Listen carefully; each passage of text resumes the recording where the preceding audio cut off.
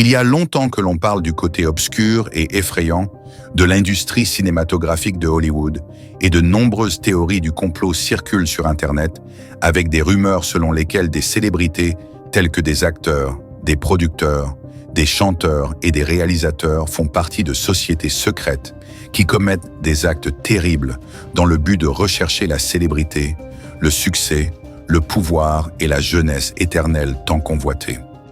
Certaines personnes pensent que ces théories ne sont que des inventions visant à diffamer les célébrités et à nuire à leur travail.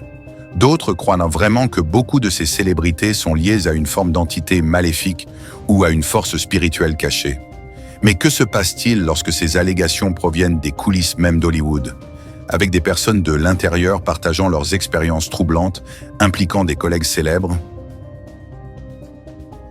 Ces expériences vont de la complicité dans le trafic et l'exploitation sexuelle de mineurs aux abus psychologiques et même à l'implication dans des sectes sataniques.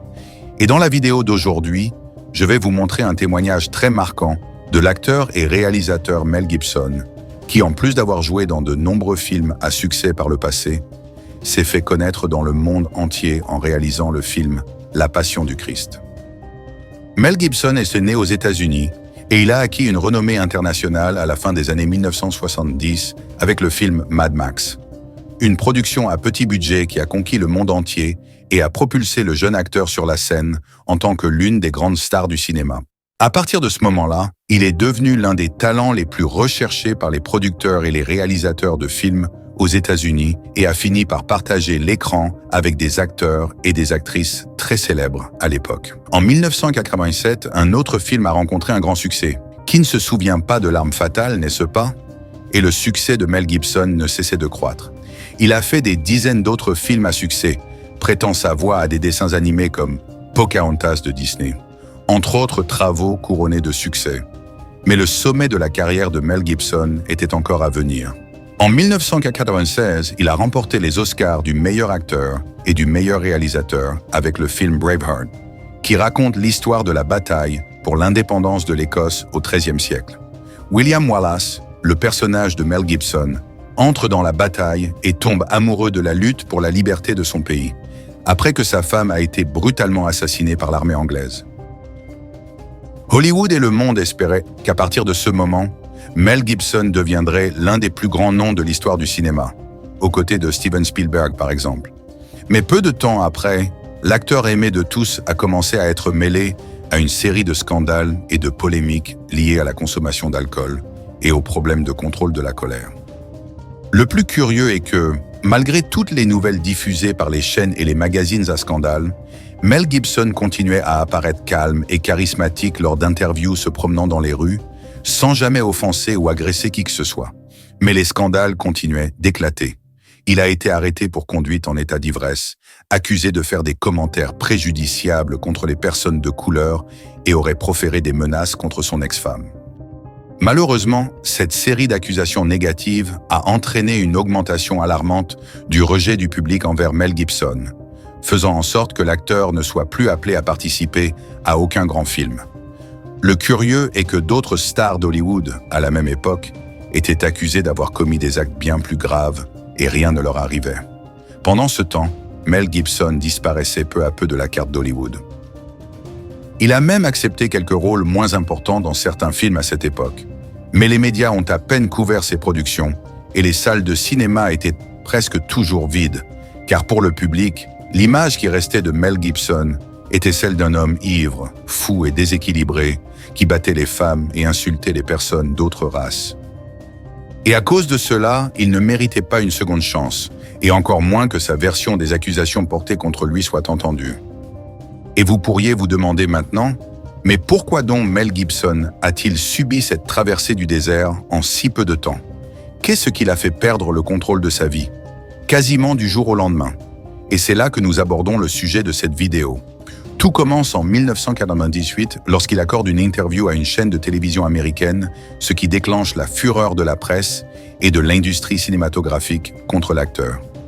Le thème de l'interview était la vie quotidienne des stars d'Hollywood, leurs contacts, leurs amitiés, les personnes qu'elles fréquentaient et avec lesquelles elles dînaient, À l'occasion de cette interview, Mel Gibson a raconté une expérience étrange qu'il avait vécue lors d'une réunion avec l'acteur Christopher Walken, connu pour des films tels que Sleepy Hollow, Click et Arrête-moi si tu peux.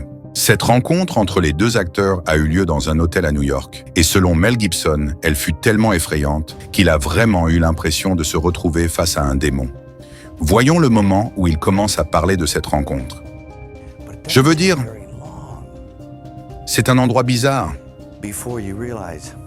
Et il ne faut pas longtemps pour s'en rendre compte. Et vous l'avez sûrement déjà ressenti si vous êtes resté ici suffisamment longtemps.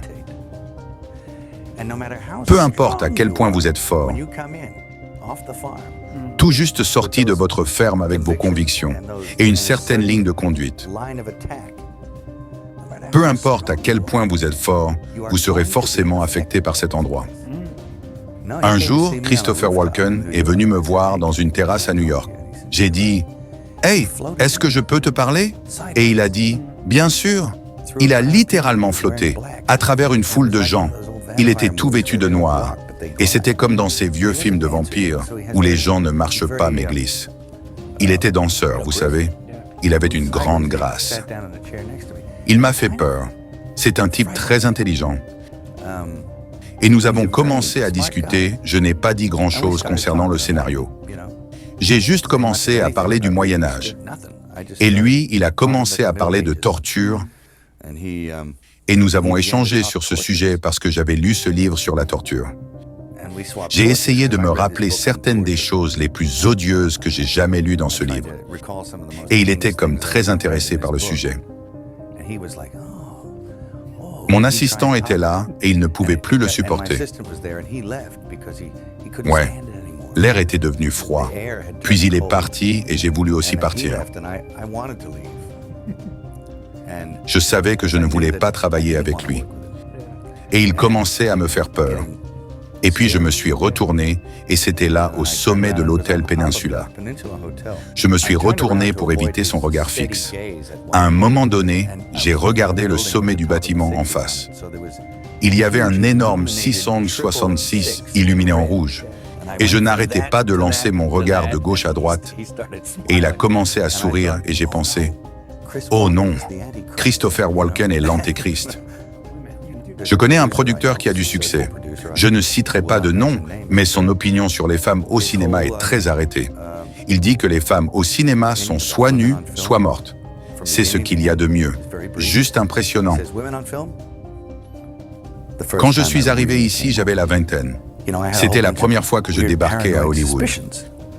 J'avais tout un tas de soupçons bizarres et paranoïaques sur ce que diable se passait. Parce qu'il y avait beaucoup de choses que je ne pouvais pas comprendre. Et personne ne prenait vraiment la peine de me l'expliquer. Et je me suis fait un tas d'opinions sur cet endroit et sur ces gens. Ça ne pouvait vraiment pas être comme ça. Tout cet endroit ne pouvait pas être comme un village de l'étrange. C'est comme quand il y a une personne étrange qui rôde et tout le monde au bar se tait et regarde. Ils vous disent « Ne va pas à la maison en haut de la colline ». Et puis vous y allez et vous pensez « Non, je me trompe, c'était juste une pensée folle. Je suis paranoïaque. » Vous avez imaginé ces choses et vous commencez à vous demander si ce n'est pas pour cette raison que certaines personnes agissaient d'une certaine manière. Et ensuite, avec le temps, vous découvrez que vous aviez raison sur beaucoup de ces choses spécifiquement justes. Vous commencez à réaliser que vos pires cauchemars étaient réels. C'est ce que je comprends comme nager avec les saumons à contre-coup. Vous savez, si vous restez ici assez longtemps, vous vous retrouverez à faire ces choses. Et il y a une façon de le faire, sans vraiment le faire.